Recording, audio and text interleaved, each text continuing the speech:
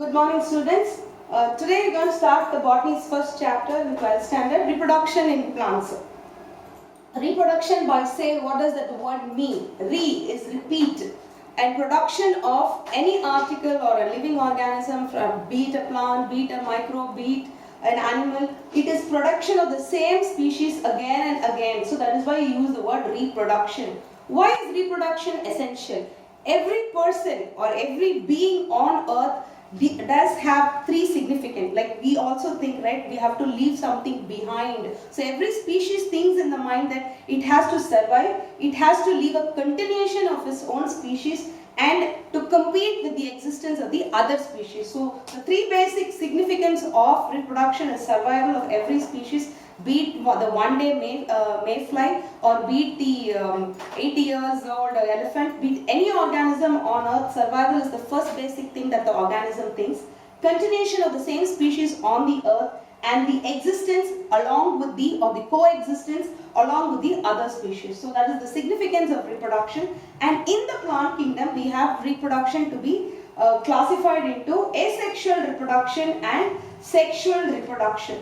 So asexual reproduction means when there is no involvement of gametes in them. Male or female is not involved. In plants, which one do you call as an sexual part? The flower is called the sexual part because they have the androecium and the gynoecium. So you call the flower to be the sexual part. So any part other than this is involved in reproduction, you will use the word vegetative part or asexual reproduction. So plant, that is a root, a stem, all this will be used for a vegetative propagation. Same way, the asexual reproduction can be classified as lower organism and in higher organism. So in lower organism, we have various kind of asexual reproduction taking place. So what is the lower organism when I say? It's the bacteria, the virus, the protozoans, the algae, the fungi are all considered to be the lower organisms. So we are going to be seeing the types of them.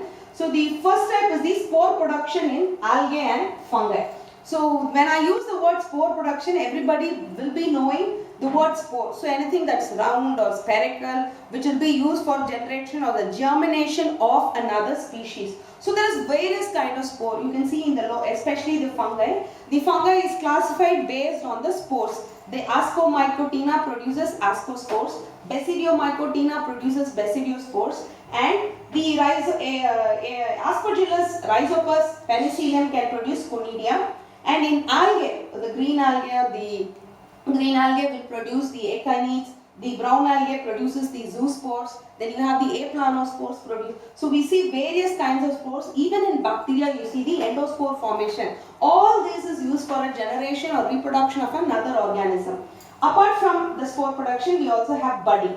So in the plant kingdom, the unicellular fungi will be able to generate a bud-like structure which you see here. Okay, so budding can be seen and also seen in a hydra. So I put a picture of a hydra here. So which is an animal kingdom where the old organism can generate a new organism there. Fragmentation. So what does the word fragment means? Pieces or bits breaking into various fragments. So here the filamentous algae Spirogyra can break into very many bits and form new organisms. So fragmentation is a type of asexual reproduction. The production of gemmae. Okay, Bryophyta is another smaller organism or a lower organism plant kingdom where you see they produce gemmae is a cup-like structure. These cups when fall onto the soil surface can germinate into a new form like Marchantia, Rexia, all this can produce gemmae. Regeneration is also one part, but we don't see that in the plant kingdom, but also in the animal kingdom, the planaria or the flatworms can regenerate to form the entire structure. Binary fission is seen in bacteria. So binary means two, fission is breaking down. So the breaking down of organism into two new organism is called the binary fission, where I have given a photograph of that. So you see the binary fission takes place here in bacteria, the amoeba in the animal kingdom also you can see that taking place. So these are some of the asexual reproduction taking place in the lower organisms. So when I said lower organisms, you remember bacteria, you remember fungi, algae, bryophyta come under lower organism and pteridophyta also will come under the lower organism.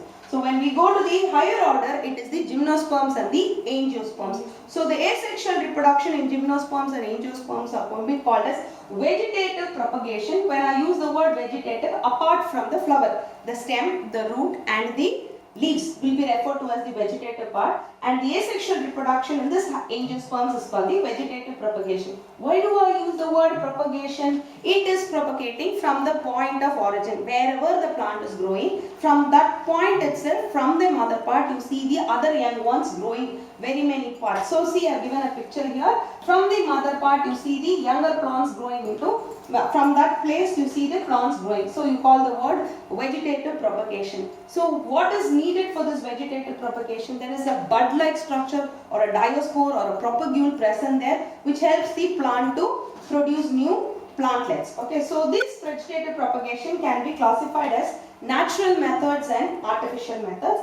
And in this particular video, we will be talking only about the natural methods, where we will be more detailing on every type of natural method that is seen in the parts, in the plants. So natural methods, vegetative parts other than the flower, root, stem and the leaves, are the three parts, and the stem is classified as aerial, subaerial and underground. So when I use the word aerial, any stem part that's growing 90 degrees to the soil surface is an aerial stem. Subaerial stem is the stem portion growing horizontally to the soil surface, touching the soil surface is called subaerial stem, and underground stem is called as the one that is growing below the soil surface is an underground stem. So all of you must recall from your morphology, how will we differentiate a root from a stem? So obviously roots will not have leaves, nodes or internodes, but whereas a stem will have leaves, nodes and internodes. So the underground portion of the stem which is having nodes, internodes and leaves will be called as a stem, and that which lacks those parts will be called as the root and leaves. So we are now going into details of the root cuttings. So most of you would have seen Caropula plant, okay, but this is Dalbergia, this is Millingtonia. All these plants have roots. In these roots which have adventitious buds. What are adventitious buds? Anything apart from the normal. A normal portion, where do you see a bud? You will see it in the axillary or the terminal region. That is, the tip of the stem is the terminal and an axil is the angle. Okay, so in the angle if you see a bud, it will be called as an axillary bud. This is a normal that you see in any plant. But a bud which is apart from this two location will be called as an adventitious bud. And these roots, Millingtonia, Dalbergia and Murrayam, Caropula cherry, you will have adventitious buds in the roots, and these roots can give rise to new plantlets, like I have given the photo shoot of that one. So it gives a new plant root. So roots helping in propagation, natural method. So you are not intervening here for a new plant to arise, they themselves give rise to a new plant. So in the stem, okay, so we are going to leaves and then go to stem. So this plant is very familiar to all of you. This is Bryophyllum, Catipota, Cutipoda. This is Scilla and this is Begonia. All these leaves are essentially capable of giving rise to new plantlets because they have epiphyllous buds on them. Epi means upon, phyll means leaf. So the buds found on the leaves, they have epiphyllous buds on the leaves, and these buds can give rise to a new plantlets. So this is one natural method where you are not interfering for producing a young plantlet. So Bryophyllum, Scilla and Begonia. Yeah, this is pretty common. Everybody can identify these plantlets. And all of you, some of you would be recalling why do we call this as a stem? Because see, you can see a node, you can see the internode and you can see the bud. So you call this a stem rather than the root. So bulb, tuber, corm, rhizome. Example, Allium cepa is what? Your garlic. Is your onion. Allium sativum is garlic.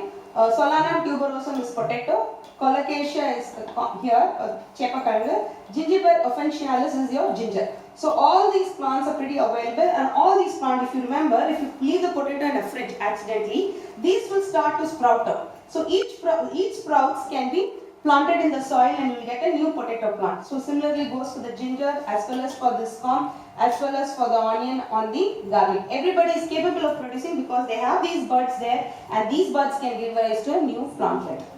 Bulb, tuber, corm, rhizome are the types of underground stem.